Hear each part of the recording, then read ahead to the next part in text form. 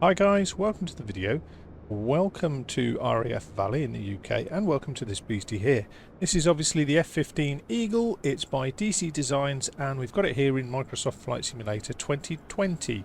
So before we go any further, I'll just mention thanks to Just Flight who've provided a review copy for me.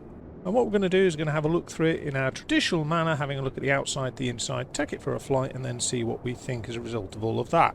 Now, it's not a developer I know much about, but we're going to have a look at this in context of a couple of things. The first thing is that there's not very many jet aircraft thus far, or certainly not fighter jets in Microsoft Flight Simulator. But the sim really at the moment isn't optimised for military jet fighters, I would say. It's probably the best description of it. So, for example, there are simulator issues, or simulator limitations is a better way of describing it, in terms of they can't model supersonic flight, for example, and there's a few other bits and bobs. So at the moment, aircraft like this do have some impact on them from the sim, but obviously as the sim develops, we would hope that that reduces. Now, in terms of the developers, as I say, I don't know anything really about DC Designs. However, there's kind of three classes of developers for me. The first type is a developer who puts the product to market but doesn't really do much in the way of updates beyond that, doesn't really communicate with the customers and just kind of, you know, puts it out there. That'll do. The middle kind is the kind who put the product out, but they have infrequent but significant updates. They do listen a bit to the community, but fundamentally they go down their own path still.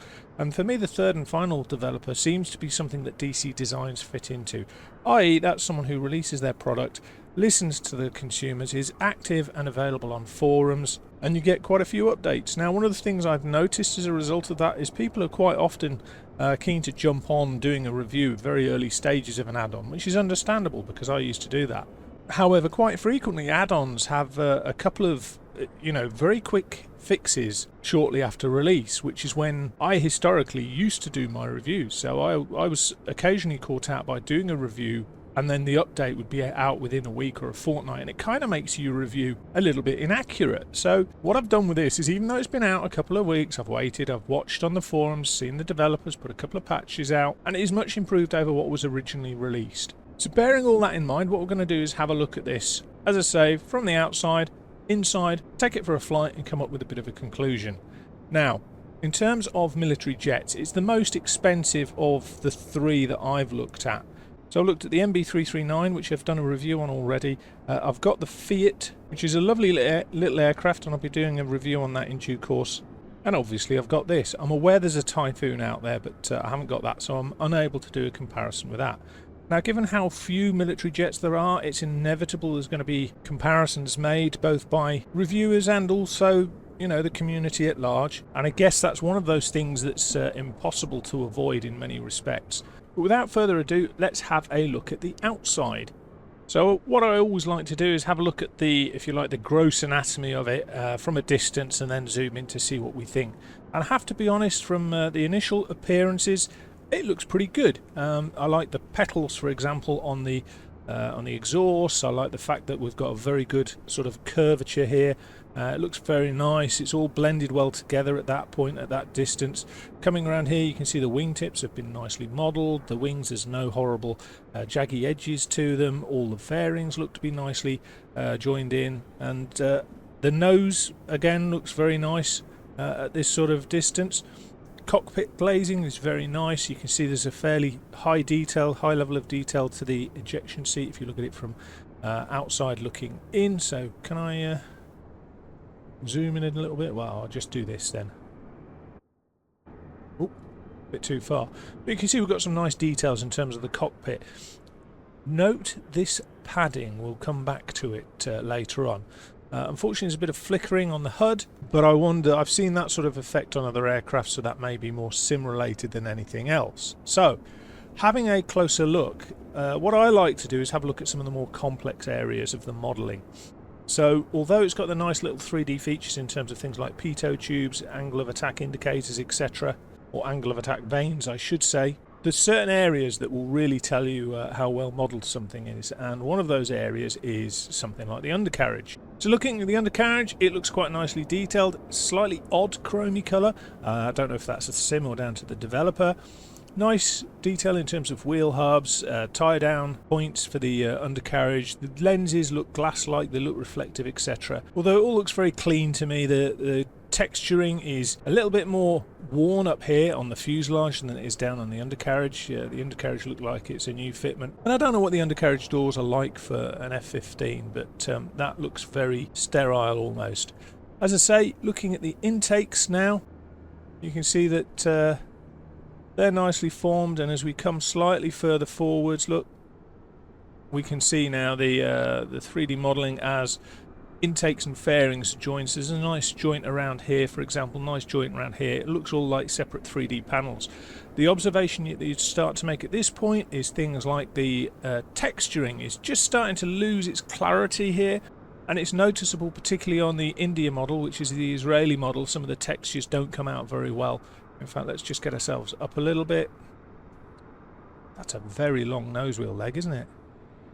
In fact, we'll just get ourselves up here, move there, move a little bit in closer, and we can have a look at the textures. That's a bit weird. Now, the textures at this level, they're not bad, but they're not great. You can certainly read the word rescue here, but this isn't too clear. What I'd also do is highlight, let's go up a little bit more. Boom, boom, boom, boom. When you look at the canopy, you can see the glazing effect is really, really nice, but you can see that this canopy frame around here looks a little bit odd, and you can see the textures don't join or don't line up here. So you've got textures here, which for the canopy frame and also the windshield frame here all look consistent. We've got this strange blank grey section down here which doesn't tie in immediately. You can see, as I say, the textures are starting to lose a little bit of definition around here, which is, I mean, we're pretty close in, so it's to be expected. Coming down here, 3D grates modelled very nicely. Continuing down the leading wing, and you can see that all the lights seem to be very nicely distinguishable and clear. This is a really complex section in terms of the modelling, so you can see where it's got a combination of curves on this panel, and it goes into here in the joint, and quite often developers don't quite get the joint right and it looks a bit blocky with the seam. This isn't too bad. The kind of stepping here is probably my graphics settings, but then when we look at the rudders, it's not quite as clear. You can see that the gap here, for example, isn't consistent, and then it doesn't blend very well around here with the top half. And likewise, if you look at the Israeli version has an eagle, and the front half of the eagle has areas that don't quite align with the back half of the eagle. But I mean, overall it's okay. As I say, there's areas where it looks very, very good. This area down here, for example, is a very, very complex area in terms of the 3D modelling. That's been done quite nicely.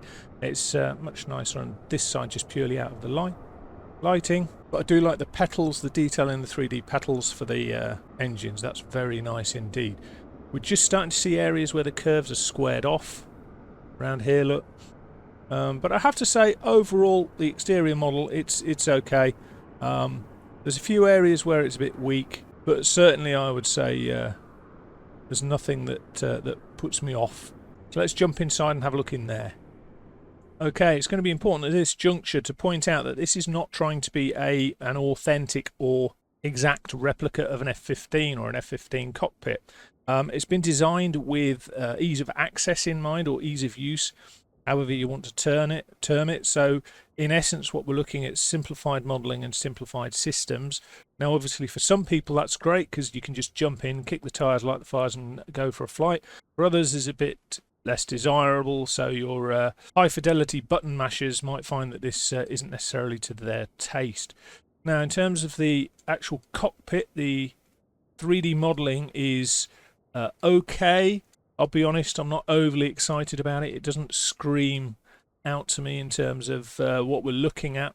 If you zoom in on the panels though, you can see that a lot of the instruments have been very nicely done.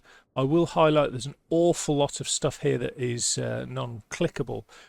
It could be a couple of things really. It could be the saving grace for some people, because then you don't accidentally click something and destroy the fact that you've just set yourself up for a flight. But for others who like to play it being fighter pilots, it might be less rewarding. What I will say is, amongst the lots of clickable switches. There's some I can understand not having clickable, so weapon systems, for example. But something like the hydraulics is a fundamental system in a lot of aircraft, certainly in military jets, and yet we can't click these at all. So it's weird how some functions are not implemented. Now there's bits I do like. So for example, if I come down here, this panel I do like. It's obviously been made FS 2020 and user friendly in terms of replacing what was in the aircraft with this. This is an annunciator panel for your autopilot and flight director. So you can see it's got the lights for alt, heading, speed, etc. The switches are on the panel on the opposite side of the cockpit. Likewise, it's got a nice ease of use here thing for your externals. So GPU, for example, and all those good things. It's got the lights, obviously, so you can turn up lights. Some lights will work, some lights will not. It's just the nature of the beast in terms of keeping things simple. But as I say, some of the panels are very nicely done. It's got a very good worn look to it. It's very nicely 3D modelled. Some of the gauges are very nicely done. I do particularly like the modelling of these gauges in terms of the fact that the needles look like they're part of the instrument. I hate it when you've got, like, you know, a worn image of the gauge, but a pristine bright white needle that looks completely out of place. These look okay. I do like how this has been modelled to appear. It looks very authentic. However, concessions have obviously been given to the fact that a lot of facilities such as radar, etc., are not currently modelled or implemented to the best of my knowledge in the sim. Likewise, there's the odd anomaly such as this off night day switch here. The first thing I would say is for the screens, they all come alive as one package of avionics. It would have been nice, for example, for this to be off night or day with variable intensities, but rather than just leaving an unclickable button like down here, it's just part of the bitmap image of the actual panel, which is a bit of a shame. Panels look nicely worn. There's the odd inconsistency. So for example, these look nothing like an F-15's throttles. They also look very pristine, whereas when you look at, you know, these switches look absolutely pristine, whereas when you look at the panels, they look a bit more worn. But again, it's all designed for ease of use. One of the things I'm not entirely sure about is having things like the transponder controls down here and the visuals for it up here. That's just a personal thing I would suggest. There is one thing in this cockpit I hate. I wonder if you can tell what it is.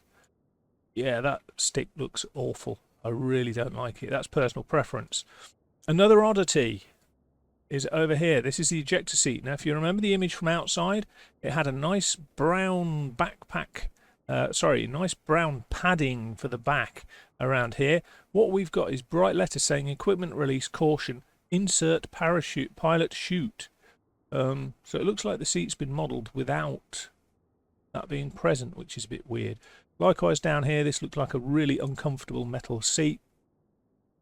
And again, when you come down here, the straps obviously don't look particularly great in it, but down here you've got turn off radio beacon before unlatching seat pan, which that would have normally some sort of seat cushion over the top of it. So it's a bit of a mix, really. I don't mind it, but obviously we've got to bear in mind the target audience. The target audience is kick the tires, light the fires, let's get airborne and have some fun. And we've also got to bear in mind that the sim at the moment isn't really set up completely for military supersonic aircraft. However, as a cockpit environment, if I were to compare this to the MB339 or the Fiat G91, I'm afraid that they both show off the potential of the sim better in the cockpit than this does. Okay, let's take it for a flight, and you can see I've jumped into the Echo model, which is the Strike Eagle. And yeah, nice looking bird, to be fair. Nice looking bird.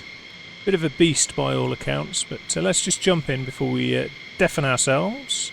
So, it's got quite a high performance, but one of the things I noticed in an earlier iteration was the nose wheel sensitivity seemed to be very, very sensitive, almost too sensitive, and I frequently crashed off the side of the runway, or trying to take off at least, so I had to be overly sensitive.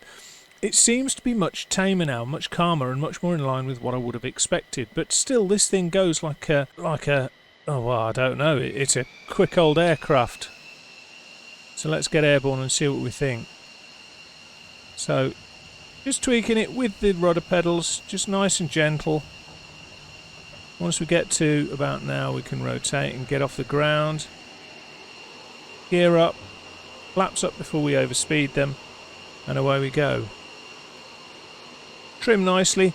Now, one of the things I will say is it doesn't seem to suffer from the same trim bounce as a lot of other add-on aircraft. A lot of other add-on aircraft, when you have the trim bounce, it kind of does this trick when you try and trim it, or you're slightly off your trim position. I'm not quite sure what this effect is here. This kind of strobing effect. It's not present in all angles. So here, for example, it's not present, but over here it is. That may be sim related, so it's just slightly irritating. In fact, I suspect it probably is sim related rather than the aircraft. But in terms of handling, I haven't flown an F-15. I've flown a Hawk T1, which, albeit a fast jet, is not in the same league as this. So I have no idea as to the handling of this thing, whether it's accurate and a true reflection. What I can say is it's a very high performance fighter, and you can see here we've got a speed of 740 knots, still only at Mach 1 though. It will not let us go faster than Mach 1. So let's get down into this valley and start to have a bit of a play with this aircraft. So as we go into Wales, one of the things that I'm not particularly keen on is the roll noise, which is consistent with all of the FS 2020 aircraft, or certainly the default aircraft. That squeaky roll noise, I'll be slightly off-put by that in the real world. And as we come down here, we can have a bit of fun. And this kind of brings me on to the target purchaser for this is basically it's ease of access, easy to jump in, go for a flight in Wales. It literally takes you a matter of minutes to load in. You're not mashing loads of buttons to get in and to get airborne. And if you do get a button wrong, it's not going to be the end of the day. You're not going to spend another half hour trying to sort it all out. So it is really that almost plug and play type aircraft is the best way to describe it. Now, is it an absolutely 100% authentic flight model? I suspect it flies to the numbers, but in the absence of being able to get a ride in a real world F-15, I think that's all you really can do. And I think that's just a reality of the practical world, is unless you've got a friendly F-15 pilot to test it and check it out, you're going to be constrained in what you can do to marry the performance and the behaviour to a real world experience. That's not necessarily a bad thing. That happens with an awful lot of flight simulator add-ons, but it's also worth considering that this flight simulator is still in its infancy in terms of just the basis of the sim itself. So we've got to allow consideration for the fact that we don't know what tools are available to the developers at this point, so we don't know what can be achieved fully with it. So, for example, obviously the supersonic flight is not available to us. So let's evaluate it on the basis of what it is, who it's targeted at, and what we're supposed to be able to get out of it. Well, I will say the handling is very similar in terms of its behaviour to the other aircraft. So I can move it and it just sits there, goes around on rails, move it again, sits there, goes around on rails. Same to the other side. 1, 2, 1, 2. Seems to have a reasonable roll rate, probably representative of the aircraft, but obviously I can't say for definite. And you can pull quite a few G's in it, which obviously you can't do in your Cessna 152, etc., being a military fighter. I'll bring it back round here. But putting it into context in terms of its place, something to mess around with in terms of driving an F-15 round the area where you can have a bit of low flying fun, where you can just fire it up and get going, accessibility so it hasn't got overly complex systems. You know, this is not trying to be a study level aircraft. Is it all things to all pilots? Well, no, because there are a group of us who are particular aficionados of button mashing. But this isn't the group that this aircraft is aimed at. This is aimed at literally just being able to get in and go. So let's come up with some sort of conclusion about this. The outside looks quite good. It's not without flaws, it's not perfect. There's areas where the textures could maybe be a slightly higher resolution. But if you're looking for performance, you've obviously got an offset there. So given the nature of the aircraft, I think they're okay. Nothing to write home about, but they're certainly adequate. In terms of the external 3D modelling, it's quite nicely done. Some of the areas where there would be difficult curves, so compound curves or areas where the fairings are joining, they're done quite nicely. The gear looks quite nice, and the detail in terms of the engine petals for the afterburners, etc., look very nice, particularly on the C and D model. Then you move on to the inside, and for me the inside's a bit lackluster. Other aircraft have a much nicer sort of aesthetic to them. Now it's perfectly functional. There's a lot of buttons that aren't usable, and that's probably down to the fact that Flight Sim 2020 isn't a combat orientated sim, and it's not really focused on that area. So things like weapons, etc., they're not functional, and they're not likely to be for quite a while, I would suggest. So areas like that can be forgiven to a greater or lesser extent. That's dependent on the individual as to how many buttons you feel is necessary for what you want to do. But as you can see, in terms of flight dynamics, it's certainly fun to jump in and have a quick fly around the valleys, play around low level, pretend to be a fighter pilot, etc. Obviously I can't comment on its authenticity of handling, but you know, it is what it is. So in summary, I would also add, by the way, its price. It's £27 in the UK. Now that's a bit stiff and a bit steep compared to its competitors. So I think the MB339 is about £22, if my memory serves me correct. That would probably be worth checking on the website. And its other competitor that was out recently was the Fiat G91, which I think is £19. So it's got some fairly fierce competition. But here's the thing. It is currently the only potential supersonic aircraft in the sim.